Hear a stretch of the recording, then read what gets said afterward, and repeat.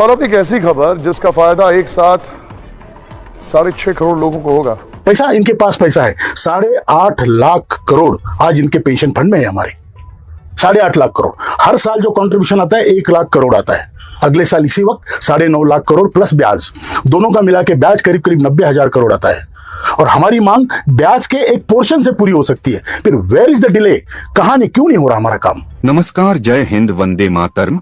आज की तमाम पेंशन को लेकर 5 मुख्य बड़ी खबरों को जानते हैं सिर्फ 5 मिनट में। साथ ही सुप्रीम कोर्ट से 4 बड़ी नई घोषणाओं के बारे में भी बताने वाले हैं, जिसका सीधा असर आपकी ईपीएस पेंशन पर पड़ेगा। यह बदलाव डीए से लेकर महंगाई भत्ते के साथ पेंशन भुगतान तक होने जा रहा है।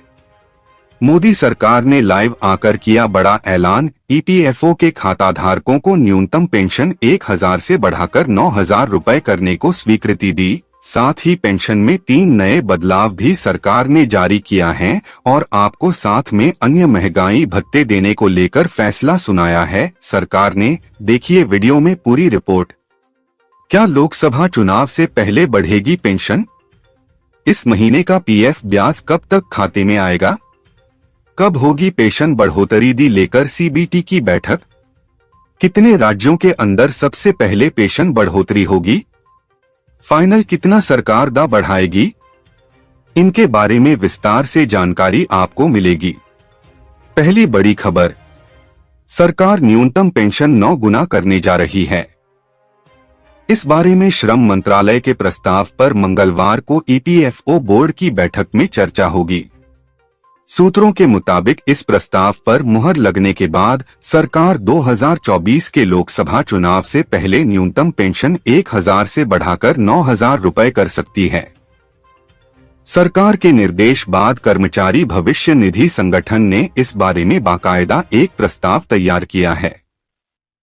इस प्रस्ताव में पेंशन बढ़ोतरी से कितने लोगों को फायदा होगा और सरकारी खजाने पर कितना बोझ पड़ेगा, इसके ताजा आंकड़े भी मुहैया कराए गए हैं।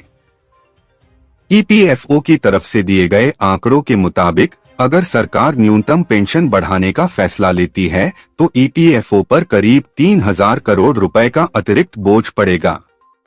अधिकारियों की माने तो रिटायरमेंट फंड बॉडी के पास इतना अतिरिक्त पैसा है कि न्यूनतम पेंशन डबल करने का बोझ उठाया जा सके। पेंशन की रकम दोगुना करने के पीछे सरकार का मकसद पेंशन धारकों की सामाजिक सुरक्षा के दायरे को मजबूत करना।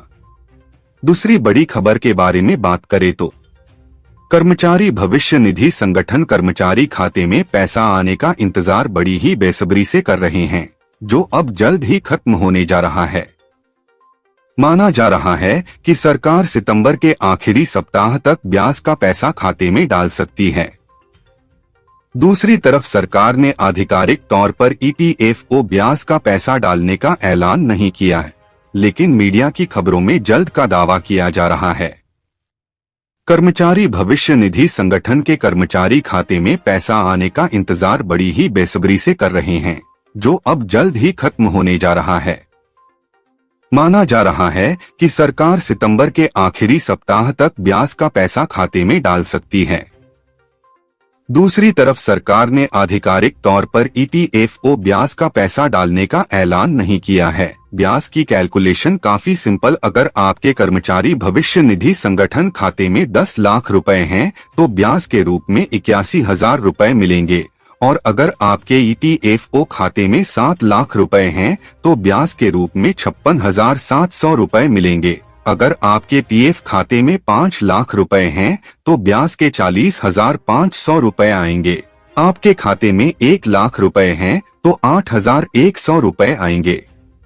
तीसरी बड़ी खबर के बारे में बात करें तो संसद की स्टैंडिंग कमेटी ने भी इस पर अपनी सिफारिशें दी हैं। अब चर्चा हो रही है कि ईपीएफओ की अगली सीबीटी की बैठक में इस पर कोई निष्कर्ष निकाला जा सकता है। कर्मचारी पेंशन योजना के संबंध में ईपीएफओ ने को होने वाली central board of trustees CBT की बैठक के लिए सर्कुलर जारी किया है। ईपीएफओ बोर्ड में शामिल होने वाले कर्मचारियों को भी एजेंडा बताया गया है।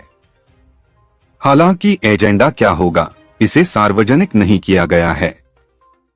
उम्मीद की जा रही है कि लंबे समय से चल रही कर्मचारी पेंशन योजना में मिलने वाली न्यूनतम ईपीएस पेंशन पर फैसला हो सकता है। क्या बढ़ने वाली है कर्मचारी पेंशन योजना में न्यूनतम पेंशन? क्या इसे 1,000 रुपए से बढ़ाकर 9,000 रुपए किया जा सकता है? यह है ईपीएस पेंशनरों की मांग। इसकी चर्चा भी काफी दिनों से चल रही है। मामला सुप्रीम कोर्ट में है, लेकिन फैसला स्वायत्त निकाय यानी ईपीएफओ को ही लेना है। उम्मीद है कर्मचारी पेंशन योजना में बढ़ोतरी संभव है। न्यूनतम पेंशन 9,000 रुपए होगी। न्यूनतम पेंशन को 1,000 रुपए से बढ़ाने की मांग की जा रही है। 16 सितंबर को श्रम मंत्री भूपेंद्र यादव की अध्यक्षता में इस पर चर्चा हो सकती है। चौथी बड़ी खबर के बारे में बात करें तो ईपीएस 95 पेंशन को लेकर इस वक्त की बड़ी अपडेट निकाल कर सामने आ रही है। जी हां, पेंशन धारकों, आपको बताना चाहेंगे 18 राज्यों के अंदर पेंशन बढ़ोतरी होगी। कौन कौन से 18 राज्य है जिनके अंदर पेंशन बढ़ोतरी होने वाली और कौन से राज्यों के अंदर पेंशन की बढ़ोतरी नहीं होगी, तो वो सारी जानकारी आपको इस वीडियो में हम देने वाले हैं। कौन कौन से राज्यों हैं जहां पर पेंशन बढ़ोतरी हुई। सबसे पहले हम आपको बता दें कि 28 राज्य हैं, उनमें से 18 राज्यों के अंदर सबसे पहले पेंशन बढ़ोतरी की जाएगी। उसके बाद है जो कि बाकी 10 राज्य हैं, उनके अंदर दूसरे चरण पेंशन बढ़ोतरी की जाएगी। आपको बता दें कि 2 चरणों के अंदर पेंशन बढ़ोतरी को लेकर सरकार की तरफ से बड़ी जानकारी निकल कर आ रही है। सरकार का कहना है कि 2 चरणों के अंदर पेंशन की बढ़ोतरी की जाएगी। आपको बता दें 68 लाख पेंशनर्स है, उनमें से आधे पेंशन धारकों की पेंशन बढ़ोतरी सबसे पहले की जाएगी। आपको बता दें कि 2014 से लगातार सभी ईपीएस 95 पेंशनर्स पेंशन बढ़ोतरी को लेकर इंतजार कर रहे हैं। तो आपको बताना चाहेंगे जो भी बुजुर्ग पेंशनर्स है, पहले उन 18 राज्यों में से जितने भी बुजुर्ग पेंशन धारक है, उनकी पेंशन में पहले बढ़ोतरी की जाएगी। जो भी कम उम्र के हैं, उनकी पेंशन बाद में बढ़ाई जाएगी। यानी कि सबसे ज्यादा उम्र वालों की पेंशन अगले 4 या 5 दिनों के अंदर बढ़ाई जाएगी। बाकी की पेंशन बाद में बढ़ाई जाएगी और बाकी जो बचे पेंशनर्स है, उनकी पेंशन दूसरे चरण में बढ़ाई जाएगी। 5वीं बड़ी खबर के बारे में बात करें तो कर्मचारियों के लिए गुड न्यूज, ईपीएस पेंशन बढ़ी। ईपीएफओ ने जारी किया आदेश। कर्मचारी भविष्य निधि संगठन के ग्राहकों के लिए अच्छी खबर है। सुप्रीम कोर्ट के फैसले से कर्मचारियों की कर्मचारी पेंशन योजना में पेंशन में कम से कम 8,500 रुपए की बढ़ोतरी हो सकती है।